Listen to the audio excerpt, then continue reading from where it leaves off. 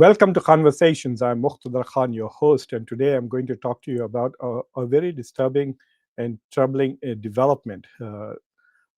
Ashley Tellis, who is a very prominent Indian American expert on India US relations, on Indian foreign policy, on America's foreign policy, a major fixture in the think tank circle of the United States in Washington, D.C., who's been with the Carnegie Endowment for International Peace. Basically, he's the main India person there for a long time. And he, who's highly respected both in the United States and in India, highly influential too. So you can recognize that when you find out that he was an advisor to both the State Department as well as the Department of Defense. And he has been charged with a crime associated with espionage and spying. He has been charged with holding national security documents, which are of highly classified documents, so top secret documents in his house. It's a violation of U.S. national security law, and he should not have had them at his home. And they were not only in his home, but he's very compromised on this particular issue, and he's also been charged for interacting with Chinese officials. So I will unpack the charges. I have the court document with me, but a little bit about Ashley Tellis. Ashley Tellis has been an important voice on US-India relations. He has been an important voice on Indian foreign policy and America's foreign policy towards India and India's foreign policy overall. He has written quite eloquently about India's grand strategy on more than one occasion. And he was, in many ways, the go-to guy in Washington, D.C. for those who wanted to get an update about how India is thinking about the world, how India is thinking about the US, and how these relationships are evolving. And he is a naturalized American, so he's Indian American. India does not allow dual citizenship. So once you become an American citizen, you actually give up Indian citizen. So, but he does maintain his identity as Indian American. He's very well known in India's circles after the news of the charges against him were announced, and it's in the media everywhere. This is from Hindustan Times. You can see the report. There are reports in nearly every major outlet here. The first time I saw it was on Fox News. But I spoke with some people here in Washington think tank circle and academia, and everybody seems surprised and shocked. They're not they couldn't believe this, really. Neither could I must tell you that.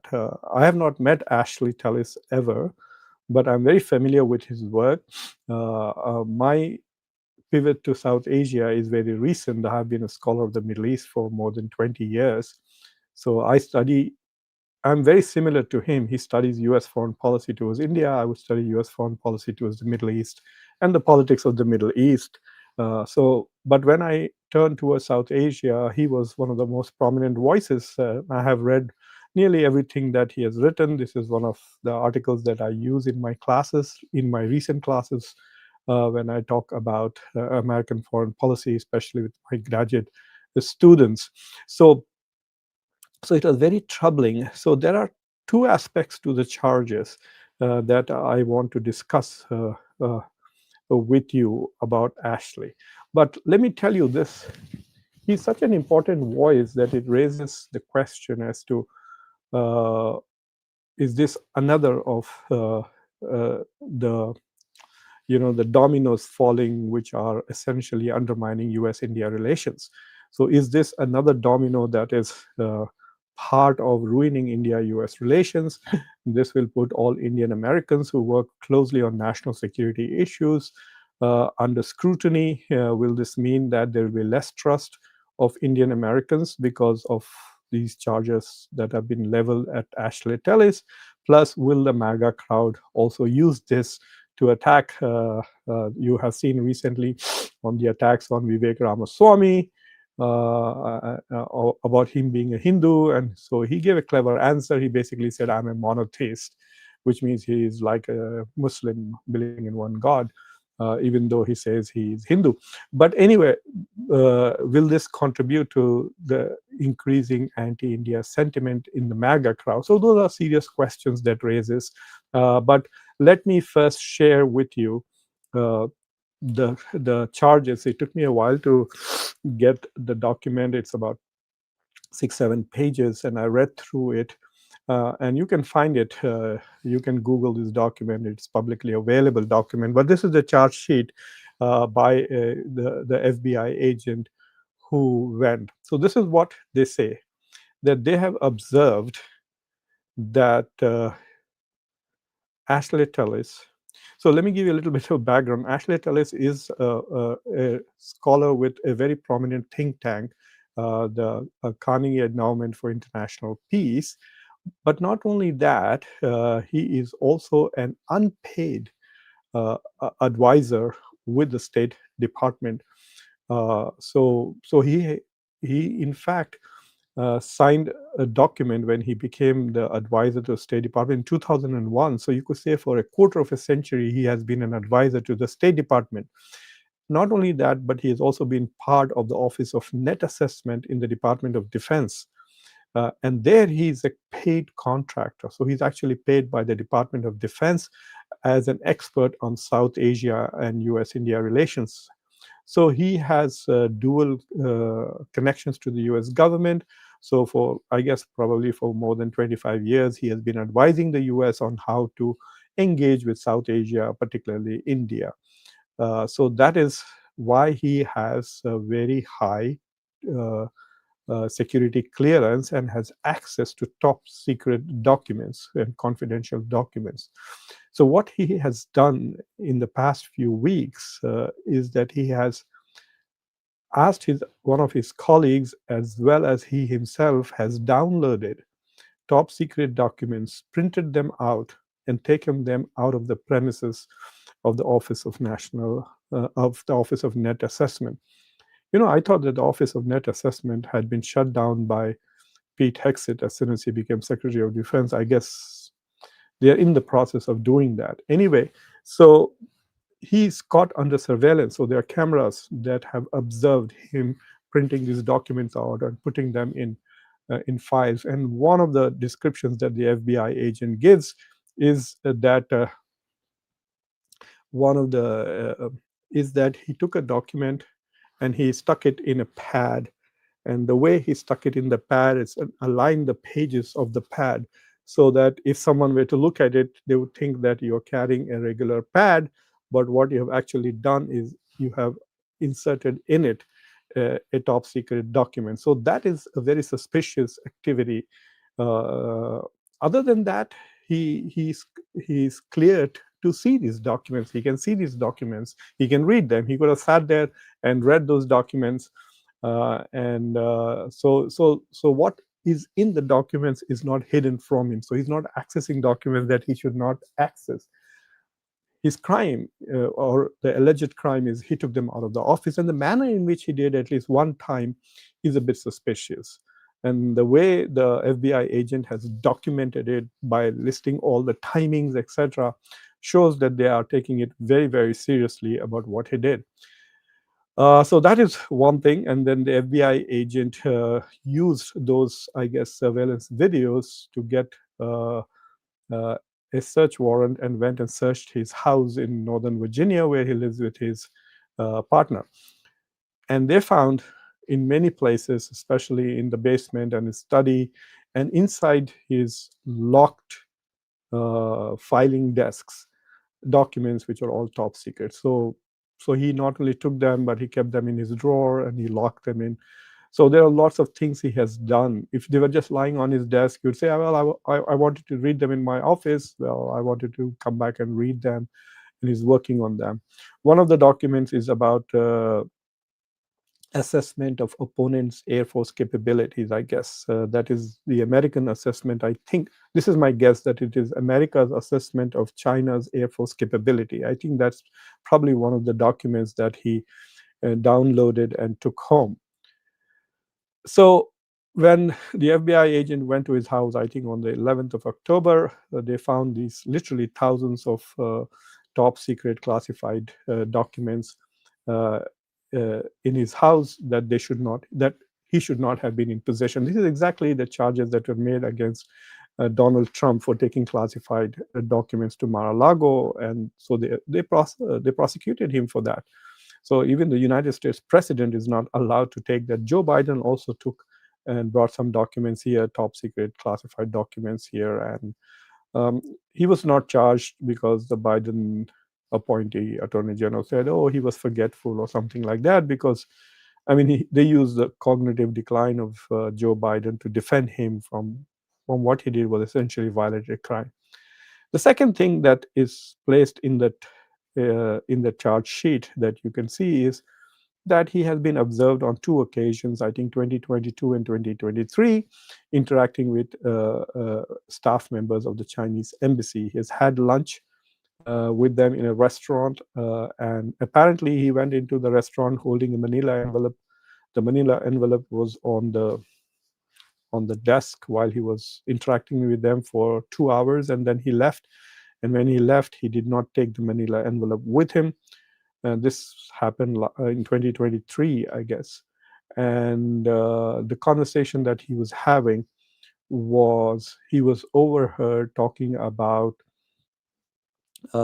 basically Air Force capabilities or something like that. And these are with Chinese officials. So he was heard talking about national security related issues. Well, he's an expert on national security issues, and if you talk to me, or I'm also talking about American foreign policy, look, everything I do on my show is about national security, and it's a different thing that I do not have access to. Confidential material, I use only OSINT, which is open source intelligence, whatever is available to you, that is available to me, unless I talk to some experts and they share their wisdom with me. So now the Chinese part is interesting uh, because it's not very clear why he was investigated. So I don't think that, now this is me speculating, okay, keep that in mind. Uh, I don't think that Ashley Tellis was under surveillance since 2022. Uh, but it is quite possible that the US government is obviously keeping the Chinese embassy people under surveillance, and so they follow the Chinese wherever they go, they video record them, and they also are listening to the conversations that these Chinese officials are having with whoever they meet. And so when they met Ashley Tellis on a couple of occasions, so some of the conversations that Ashley Tellis had with these Chinese embassy people, they have that on record. Now, what is interesting about this charge is that it basically says uh, that that everything that is placed in this charge sheet, uh, I mean, he says it very clearly. This affidavit is intended only to demonstrate that probable cause exists in support of the requested criminal complaint and does not include all information known to me or to other law enforcement officers regarding this investigation. So what the charge sheet says is that the information that is there in the chart sheet is not everything. They have more on Ashley Tellis and his Chinese connection than what they are doing. They're just presenting enough to get a permission, I guess, to go and investigate his house, etc. To establish probable cause. And once you establish probable cause, then you can go ahead and continue with it. So basically, they are hinting or saying very clearly that they have more. So I don't know whether it means that there are more meetings that Ashley Tellis had with Chinese officials, or there is more. So basically, this is a very serious issue because it's a very serious crime. But from the document, it is not clear that he handed over the documents which he took recently from the Department of Defense or the State Department and gave it to the Chinese. Or maybe they're not putting that in the chart sheet, and they have evidence of that going forward. The other alternative is that they ran into Ashley Tellis because they were spying on the Chinese. And then they say, oh, who is this guy that the Chinese are meeting so often? And so they went after him.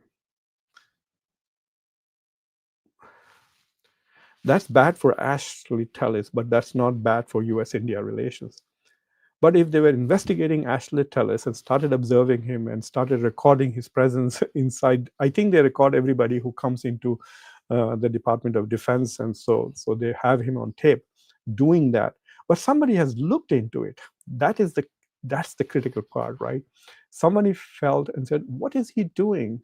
And they started looking at the videos, and then they went back and searched him, and they found that, oh, in 2022 he met with Chinese, oh, in 2023 he met with the Chinese, and then they've connected those two. That means someone is systematically, carefully investigating him.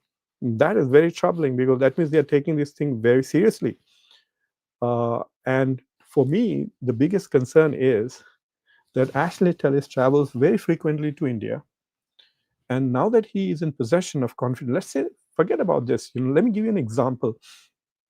When I first went to take my GRE exam, this is 1987, when I graduated from my engineering college. As I was going to, I was standing in the line to get in to take the GRE exam. One guy came to me and said, I will give you 50 rupees if you memorize one question from the exam of the GRE. And I said, I'm interested in taking the exam. I didn't. So he said, just 3-4 lines, you just memorize it, I'll give you $50. I said, no, sorry, I'm sorry about that. But I remember that case. So basically what I could have done is I could have memorized it. I could have come out and told them what the exam was. And so they were making copies of exams for practice, I guess. That's the whole point of it. But I mean, you could read documents which are marked secret documents, and you can remember what is there. Uh, I'm not looking at any documents while I'm talking to you. I read the charge sheet only once, and I remember a lot of details about it. So when Ashley Tellis reads these secret documents and then travels across in India and meets Indian officials, he meets Dr. Jaishankar, he meets the entire Indian, he could be simply accused of sharing secrets with others. And this is a very troubling thing. I mean, it's very difficult to prove, but uh, my bigger worry is that if Ashley Tellis has done this for money, uh, there are only two ways in which people like him are usually compromised, or three ways. One is if they have ideological, like, I don't think he has an ideological commitment to China. He's very pro-America. From his articles, you can see he's very pro-America. And so I don't think that Ashley Tellis is ideologically committed to China or the communist regime. So then it leaves only two things out. One is blackmail, and number two is greed. He was paid to do this. Uh, I don't know whether there is anything to do with blackmail about Ashley, but if it is greed, which means that if he's selling America's secrets to China for money, then he has most likely done that with India too. And I think that would be very, very bad news for India-US relations. It will also be bad news for a lot of Indians who are American citizens, Indian people of Indian origin who are American citizens who work in this area. And all our credibility will be undermined. And, as it is as immigrants, it's bad news. Basically, that's what I'm trying to say. And if he's doing that for money, then I'm sure he would have sold those secrets even to India. I hope that he's proven innocent ultimately, and it's a bad news altogether. And one thing that I must say is that in the past few couple of years, a lot of intelligence-related scandals have emerged. Especially if you notice, the Biden administration was able to catch raw in trying to assassinate and kill American citizens on American soil. That showed that their tradecraft was not as good. And with Ashley Tellis, the question to me is, why was he looked at? And was his behavior? So he's not a stupid man. He's a very intelligent and intellectual person. So if he was doing something silly, did he do it in such a way that it raised suspicions and someone says, what is Ashley doing? And so they looked at him? Or did someone say we should look at him? Or are they looking at all foreigners who work in national security and they found something on Ashley? So there are some very troubling questions that come to one's mind. But let me tell you, the vast majority of Indian Americans who work in the in the U.S. government are loyal to America. They are very hardworking, very creative. And I hope that if there is something, I hope first of all that Ashley Tellis is exonerated and that there's some misunderstanding and what he did was stupid and not malevolent, nothing shady. And those meetings with Chinese officials are routine. I'm sure that in the last 3 years, Ashley Tellis has had lunches with people from the Indian government, also the Indian embassy, also. I'm sure he's had that with probably with the Israelis and also with the British, etc. So I don't have access to his calendar, but I'm sure he's met people from different countries. And meeting Chinese twice in 3 years for someone who writes about U.S.-China relations also is not a very big deal. But this is quite troubling, really, given how important a voice is. Without doubt, the most important person in the last few decades who has consistently written about US-India relations in Washington, D.C. And the fact that he was being consulted by both the State Department and the Department of Defense tells you that he was an important voice on foreign policy as well as national security. So anyway, if there are any questions from members or others, I will be happy to quickly answer them. I also want to, after I finish this show, I'm also going to record a show about what Erdogan did in Egypt yesterday. It's very, very interesting. Anyway, let's see what the questions are. Javed Ali, if this is Javed Ali from Hyderabad, wa alaikum salam to you. Uh, uh,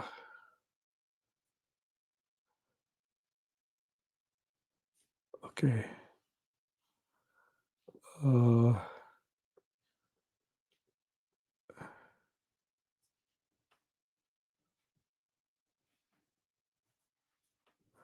okay. Uh,